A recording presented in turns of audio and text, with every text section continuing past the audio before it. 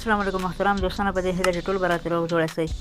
دوستانو، په مخکیني ویډیو کې ما تاسو ته د ټیک ټاک ویډیو د فاریو ته خېژولو طریقه ښودلې وه، خو هغې کې ما تاسو ته لومړۍ برخه ښودلې وه. نن غواړم د هغې دوهمې برخې په اړه هم تاسو ته معلومات درکړم چې په کومه طریقو موږ کولی شو خپلې د ټیک ټاک ویډیوګانې فاریو ته وخېژوو.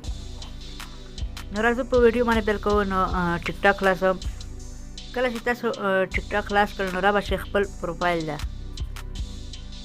کله چې تاسو خپل پروفایل ته راغلی نو بیا بره دغه درې لاینونه چې تاسو ته کوم یو ښکاري په دې باندې به کلیک وکړئ. له دې وروسته به راشئ په دغه پرایوسي باندې به کلیک وکړئ. دغه ځای کې چې تاسو کوم ګورئ پرایوسي باندې چې کله کلیک وکړو نو بیا به راشئ په دغه ځای باندې به کلیک وکړئ. سجست یور اکاونټ ټو ادرس په دې باندې به کلیک وکړئ.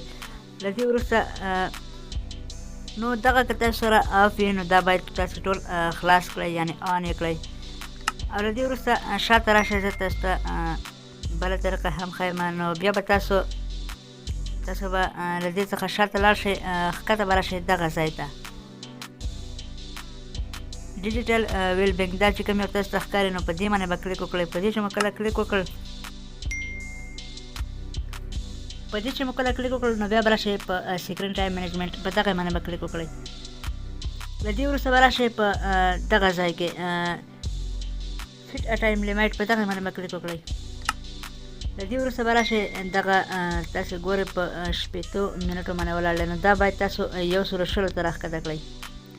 نو زه دا 120 ته راښکته کوم. تاسو کتلی شئ ما 120 ته راښکته کړه. له دې وروسته به بېرته تاسو شاته لاړ شئ، بیک به شئ. بیا به راشئ په دغه ټرن آن باندې به کلیک وکړئ. په دې چې مو کله کلیک وکړو دغه ځای کې به تاسو خپل یو پاسورډ ورکړئ، هر یو چې ورکوئ. بیا به له هغې وروسته نیکسټ باندې کلیک وکړئ، یعنې 4 نمبري پاسورډ به ورکړئ.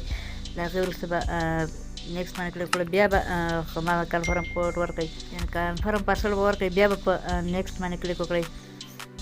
نو ستاسو دغه ټایم به 120 ته وخېژي. دا د دې لپاره ده چې ستاسو ویډیو وایرل شي او یعنې فاریو ته وخېژي او ډېر خلک یې وګوري. نو دا وه د ټیک ټاک ویډیو د فاریو ته ختلو دوهمه طریقه. تر بلې ویډیو د الله په امان.